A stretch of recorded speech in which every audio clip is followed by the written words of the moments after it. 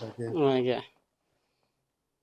Welcome to this episode of Diaspora Scholars TV, a show that brings you stories about the journeys of scholars, professionals, and other career professionals that have come to the US and other North American countries to pursue, to study, and further their careers for the betterment of themselves, the countries they come from, the countries they live in, and their families. We bring you stories not only about scholars in school, we also bring you stories about businessmen. We bring you stories about sportsmen who made it big in the US, courtesy of DSTV. Today I bring you the story of John Chirchir, deep in Massachusetts, in a town known as Springfield, a small town, indeed, in Massachusetts, where there are many Kenyans living here. So, John, welcome to the show. Thank you so much. Thank you so much for coming here today to share my story. You are welcome to Springfield.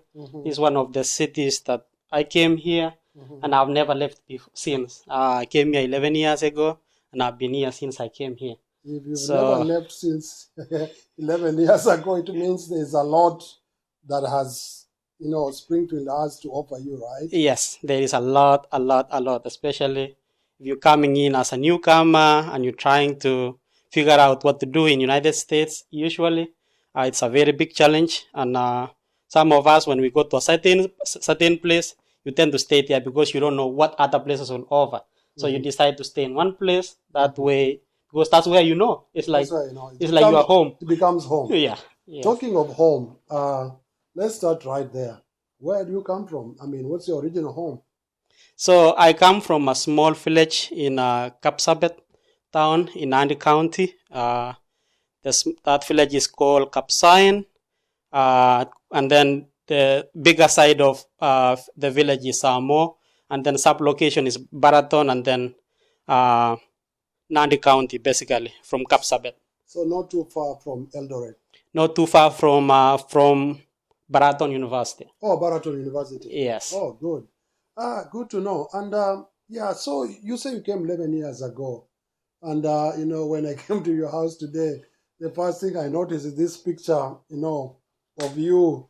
This is the younger you. John Chirchir, with great appreciation for your contributions to American International College Athletics. Yes. You are an athlete? Yes. Before I came I started being happy here in the United States. That's how I came here. That's like in 2013, that's when I came here. And that picture tells a lot, the struggle that we go through, especially as athletes in Kenya. This is what we dream of. And as a young boy, as an ambitious boy in a high school, from a small village like that, when you perform and you continue and you work hard in your athletics and you perform well and you go to a different country, let's say Australia, you go to Europe or you go to wherever, and you reap the fruits because you dream to win a race, an international race. Yes. Outside your country. Yes, and you dream to at least have that hard work yield some fruits. And so when I see this... You seem to have gotten quite a number of fruits. I mean, I see lots of awards here. 2015 Men's Indoor Track and Field Championship, Most Outstanding Track Performer. This was in 2015. I see another one here, Men's Outdoor Track and Field Track Athlete of the Year. This time you are Track Athlete of the Year. Yes. Northeastern Conference. Yeah, so that's a conference. So for those of you that are out there, so what happens as you come in I came in as a student athlete. That means you come in through a process called F1 status. And when you come through an F1 status, so how you come in here, basically, let me start from there, is you have a dream of coming to the United States, right? So you finish your high school in Kenya. You decide, hey, I want to go to the United States. So you, first of all, you have to pass, at least get assistant and above in KCSE. And then you start from there. You do your SAT exams. These are exams that tells the United States that you speak English and you can pass maths. That means you can add. You can add simple maths. Can do simple arithmetic. Yeah. So hold that thought. So you are in high school in Kenya. Yes. With this dream, you see, fellow village mates, winning marathons all over the world, and you dream to come to the US or other similar countries. Yes. That was your dream. Yes. So my dream, to be specific, is I knew there is an option of either being a professional athlete, that's being like Kipchoge, and there is an option of being a professional athlete in terms of going to represent a university. Having to market that university, in return, you get to have a full scholarship. Oh. So that was my goal. So the strategy here was for you to run for the university, which in turn gives you scholarship, and you in return provide that, your athlete, role as a runner. Yes. And you are winning, really, you are the one winning, but in essence, the school is winning as well. Yes. And in the process, of course, you end up inspiring other athletes in the same school. Yes. Wow. So you say you had to do SAT. Yes. So SAT is an international exam that you can take even from Africa, right? Yes. So what happens is, even in the libraries in Kenya, if you go to these major libraries in your city or in a town, if you go to anywhere, you can find those books. It's called SAT preparation books. So what you can even find online. Yes.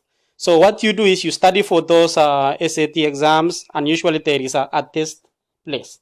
For my side, I had to do it in Eldoret town. They have an office next to Catholic University. So I went there. I did my exams. After I finished high school, I think I stayed for like 9 months studying for it. Went there, did my exams, and I passed. Wow. And then that's when I started now to go to the camp and decide to run. So after high school, so it means you have to go to a camp. By a camp, you mean a training camp. Yeah. So this is where now, because you coming here, when you go to the schools here, you're coming into the schools in United States, most of the time, the schools are paying you $60,000 a year for your school fees. So if they're paying you for $60,000 a year. Yeah. I don't know how much. That's about 8 million Kenya shillings. Yes. So when they are paying for your school fees like that, you have to be very, very good in running. So the school is paying almost 8 million Kenya shillings a year for you to be in that school. Yes. And they are paying it because you are running for the school. Yes. Yeah, and so most of the students, me being one of them, come like that. Especially they come to different universities over here. So the main goal is going to the camp, right? Going to the camp and making sure that you are good at running. So that means going there and having to work really hard. And that means you are not going alone there too. There are other students. If you go to the camp, there are other students that have the same ambitions. So you go there, you start running. For me, I never ran in high school. So I decided to run after, because I wanted to focus on my education first. Because that's the main goal. Because if you have at least a C star and above, you have a shot of coming here. But that's why you have to focus in school first, get a good grade, and then the next step is either you decide to go to the camp directly, and while you are in the camp, you decide to read SAT. While you train, you pass your SAT. You see, it's a process. Once you pass your SAT, let's say, for me, it took me probably 2.5 years to be really good in running. Oh. So you didn't compete in high school? No. Huh. So I knew I could run, because usually when we go to morning run in primary schools, you remember? You remember that? There are many more people behind you. Yeah, you remember the primary school that sent you to cross country when you were young? You run through. So I would run, and sometimes I would win in those are mini races. Yeah, mini races, and not mini. I think it's called races. Yes. Yeah, but I mean it's within the locality. Yeah. So I think I can do it, but I wanted to focus first on my education, because that's very important. High school education. Yeah, high school education, and then after that now, then figure out the next step. It's everything. Life is a step, right? Every life is a step. Yes. You heard it, viewers, from John Chirchir. Every thing in life is a step. He speaks like an athlete. You have to make many steps to win a race. Yes. He says he wanted to run. By that he means he wanted to win races. Yes. Look at this. This is cross country 2013 Division 2 4th place. This is the National College Athletics Association. Yes. This is the organization that does what? So once you come here, this is so one of the things. So as you can see, you guys can see, this is NCAA. So it stands for National Collegiate Eligibility Center. So what they do is NCAA. What they do is they clear you, right? Mm-hmm. So before you even come, I think I should explain the steps. Okay. Yeah. So before you come to the United States, these are the, let me say how many, maybe 4 steps that you have to go through. To come with this athletic scholarship. So you have to clear with a body called NCAA, as you can see there. So clearing with the body of NCAA means you send your transcript to the NCAA. So you have to pay. There's a fee that you have to. Transcripts.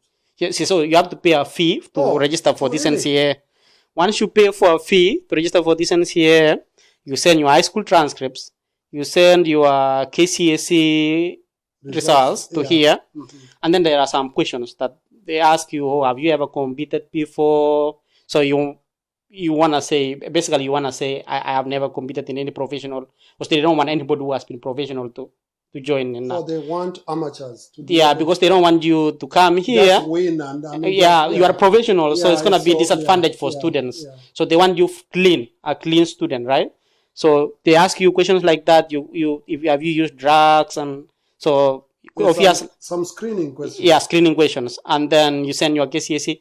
Once all those things have gone through, they say you are eligible to compete. So these are bodies that you will not be able to compete in NCAA until you are eligible. So you say that a student in Kenya watching, or Africa right now, yes, they can simply go to the NCAA website. Yeah, NCAA.com. NCAA.com or .org or something. Whatever. They should be able to find out NCAA. Yes. And be able to find information where they can use and be able to use their transcripts, yes, their KCSE or other equivalent qualifications, yes, high school qualifications. Yeah, they will tell you. Once you pay for that website, I think it's around 20,000 Kenyan shillings. No,